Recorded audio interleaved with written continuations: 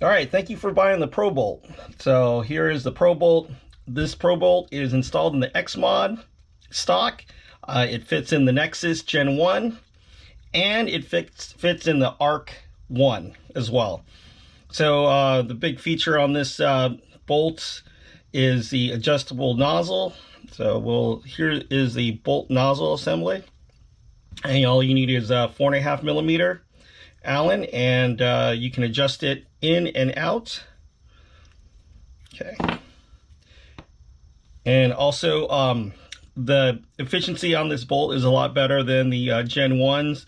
We're getting about 30% more efficiency out of it.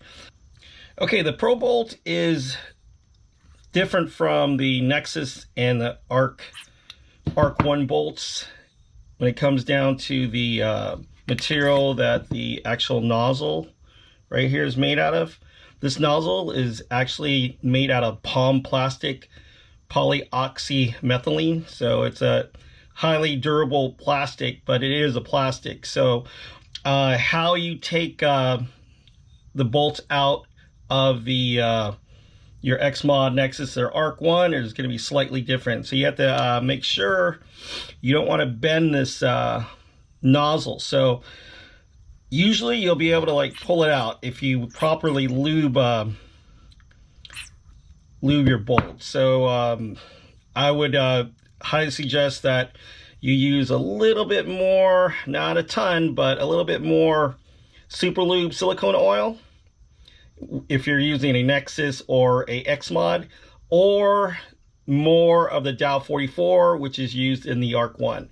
So just get some of that in there, make it not too much, but just a good amount.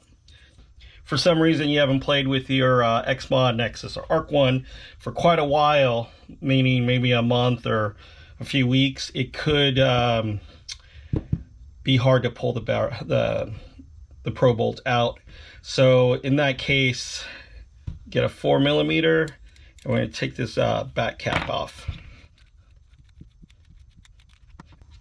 And kind of like putting the screw back here, like this, and then it should come out.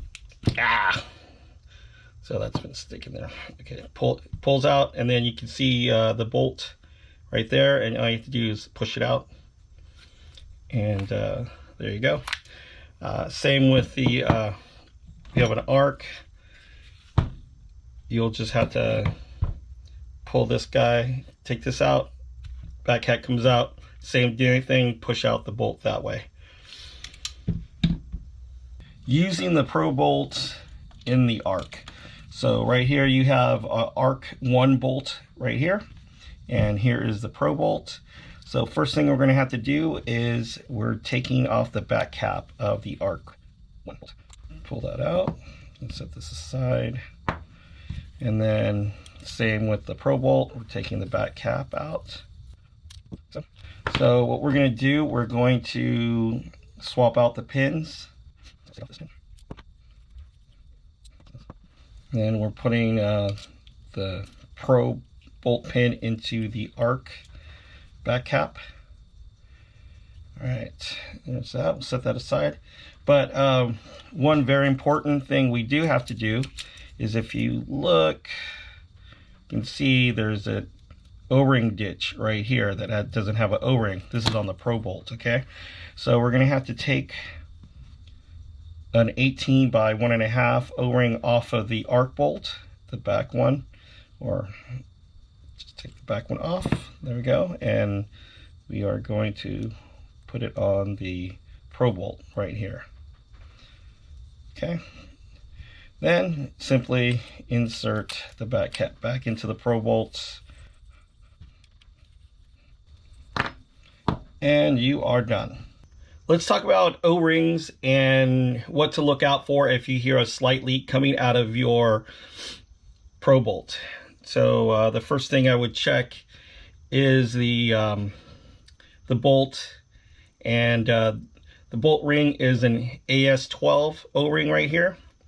So what you want to try and do is, if you hear a slight leak, try and lube it up a little bit more. Put some lube on it and then reinstall it and see if it solves that leak. If not, you'll have to replace this AS12.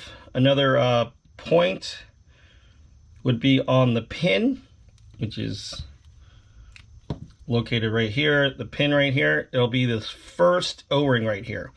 So like I said on the bolt, try and lube it up first and then reinstall it. This one is an AS8 O-ring.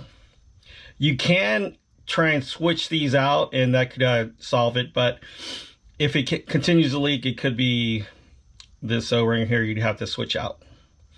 And lastly, you'd get the back chamber. It's a little tricky to get in and out, but there's an O-ring inside here and it's an AS13. Previously, try and lube it up first and then reinstall it and see if it stops the leak. If not, it could be that as well. So there's like three O-rings that could potentially give you a small leak. We're looking at right here, the back chamber right here, this AS13. The bolt O-ring right here is a AS12. And the first O-ring on the pin, which is a AS8 right here.